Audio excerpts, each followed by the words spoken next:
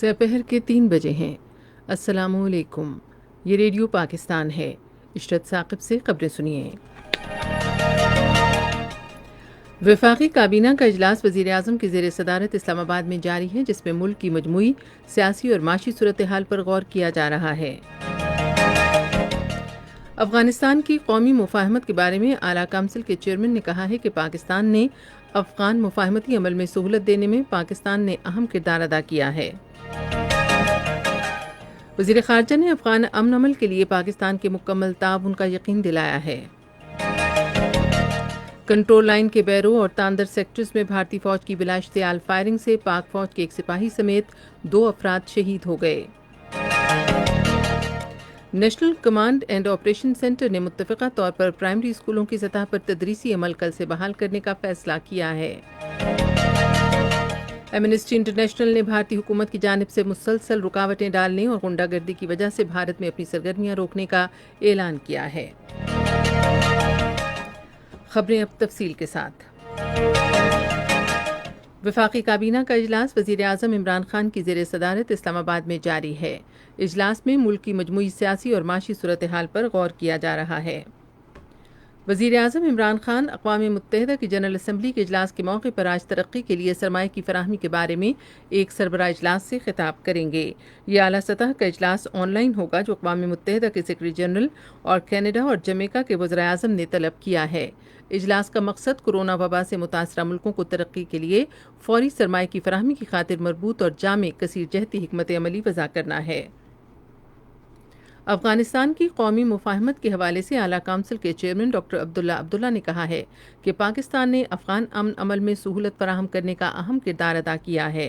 آج انسٹی ٹیوٹ آف اسٹریٹجک اسٹڈیز اسلام آباد میں کانفرنس سے خطاب کرتے ہوئے انہوں نے کہا کہ پاکستان اور افغانستان دونوں نے مختلف دہشت گرد گروپوں جو ابھی بھی مفاہمتی عمل کو خراب کرنے کی کوشش کر رہے ہیں کی وجہ سے بھاری قیمت چکائی ہے۔ عبداللہ نے کہا کہ ان کا ملک کسی بھی دہشت گرد تنظیم کو کسی ملک کے لیے خطرہ بننے کی اجازت نہیں دے گا۔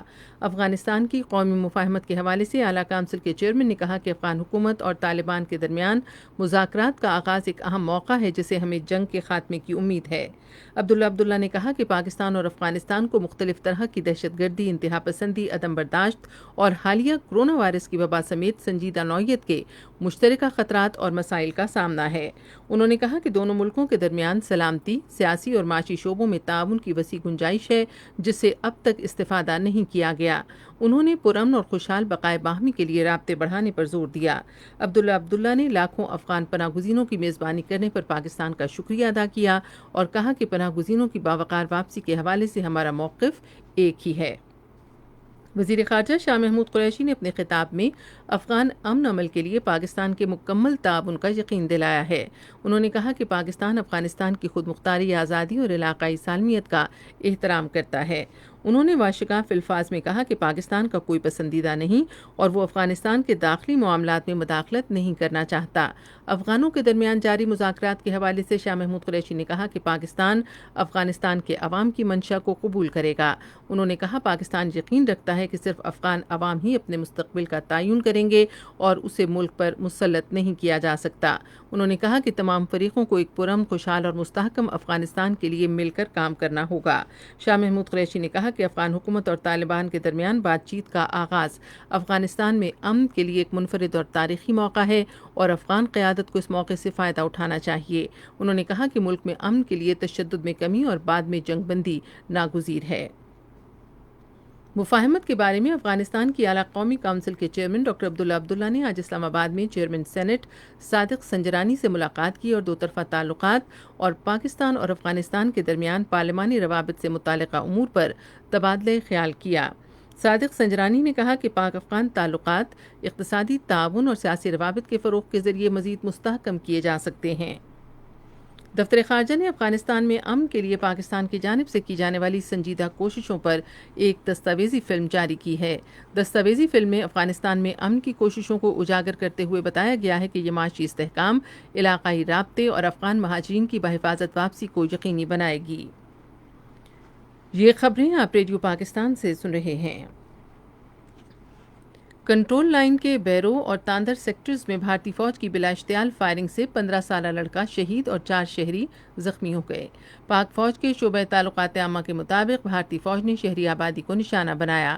پاک فوج نے مؤثر جوابی کارروائی کرتے ہوئے ان بھارتی چوکیوں کو نشانہ بنایا جہاں سے فائرنگ کی گئی۔ بھارتی چوکیوں پر بھاری جانی اور مالی نقصان کی اطلاعات ہیں۔ فائرنگ کے تبادلے میں بہادری سے لڑتے ہوئے سپاہی شفیق شہید ہو گیا۔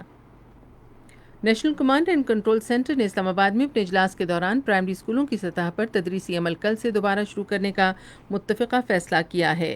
آج اسلام آباد میں صحافیوں کو بریفنگ دیتے ہوئے وزیر تعلیم شفقت محمود نے کہا کہ یہ فیصلہ آزاد کشمیر اور گلگت بلتستان سمیت وفاق کی تمام اکائیوں کے اتفاق رائے سے کیا گیا ہے۔ سب سے زیادہ تعداد طالب علموں کی پرائمری سطح پہ تقریباً 3 کروڑ بچے پرائمری کی تعلیم حاصل کرتے ہیں، اور اس لیے جو بھی فیصلہ ان بچوں کے لیے کرنا ہے وہ انتہائی اہم فیصلہ ہے۔ وسیع کنسلٹیشن کے بعد وہ کیا ہے۔ سارے پاکستان کے صوبے اور اکائیاں اس میں شامل تھیں۔ ایک متفقہ فیصلہ ہوا کہ جتنے بھی پاکستان کے پرائمری اسکول ہیں وہ انشاءاللہ تعالی کل 30 ستمبر سے کھول دیے جائیں گے۔ شفقت محمود نے کہا کہ اس ماہ کی 15 تاریخ سے تعلیمی ادارے دوبارہ کھلنے کے بعد سے اب تک تعلیمی شعبے میں کورونا وائرس کے 1,71,436 ٹیسٹ کیے جا چکے ہیں، جن میں طلبہ اور اساتذہ بھی شامل ہیں۔ انسانی حقوق کی عالمی تنظیم ایمنسٹی انٹرنیشنل نے بھارتی حکومت کی جانب سے مسلسل رکاوٹیں ڈالنے اور غنڈہ گردی کے باعث بھارت میں اپنا کام بند کرنے کا اعلان کیا ہے۔ ایک بیان میں ایمنسٹی انٹرنیشنل کے ایگزیکٹو ڈائریکٹر نے کہا کہ بھارتی حکومت دہلی فسادات اور بھارت کے زیر تسلط جموں و کشمیر میں انسانی حقوق کی خلاف ورزیوں سے متعلق پوچھے گئے سوالوں کا جواب دینا نہیں چاہتی۔ انہوں نے کہا کہ تنظیم کے بینک اکاؤنٹس منجمد کر دیے گئے ہیں اور اسے تمام سرگرمیاں اور حقیقی کام روکنے پر مجبور کیا گیا ہے۔ یہ اعلان ایسے وقت پر سامنے آیا ہے جب بھارت میں جمہوریت اور آزادی اظہار کی صورتحال پر خدشات بڑھ رہے ہیں۔ نوشہرہ کے علاقے اکبر آباد میں آج ایک موٹر گولہ پھٹنے سے 5 افراد جاں بحق اور 1 زخمی ہو گیا۔ ریسکیو 1122 کے مطابق میتوں اور زخمیوں کو قریبی اسپتال منتقل کر دیا گیا ہے۔ افغانستان کے صوبے دیہ کنڈی کے ضلع کیجران میں آج ایک بس کے قریب سڑک پر نصب بم کے دھماکے میں 14 شہری ہلاک ہو گئے۔ ممتاز گلوکارہ نسیم بیگم کی آج 49ویں برسی منائی جا رہی ہے۔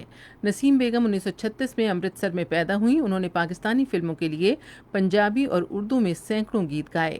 ان کا شمار ان پاکستانی گلوکاروں میں ہوتا ہے جنہوں نے بھارت کے خلاف 1965 کی جنگ میں حب الوطنی پر مبنی ملی نغمے گا کر شاندار خدمات انجام دیں۔ ان کا انتقال 1971 میں آج ہی کے دن ہوا۔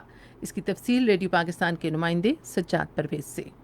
نسیم بیگم نے اپنی فنی زندگی کا آغاز ریڈیو پاکستان لاہور سے کیا، پھر مشہور فلمی موسیقار شہریار نے انہیں اپنی فلم بے گناہ کے ایک نغمے نینوں میں جل کر آئے من تڑپائے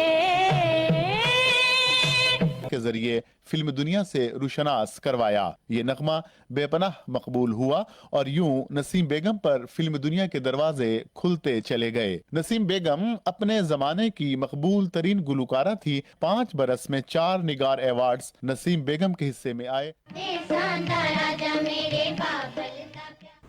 ریڈیو پاکستان آج سپہر 3:30 بجے اپنے قومی پروگرام میں گلوکارہ نسیم بیگم کی برسی کے سلسلے میں خصوصی فیچر نشر کرے گا۔ اور اب موسم کی صورتحال کے لیے محکمہ موسمیات کے نمائندے کی رپورٹ۔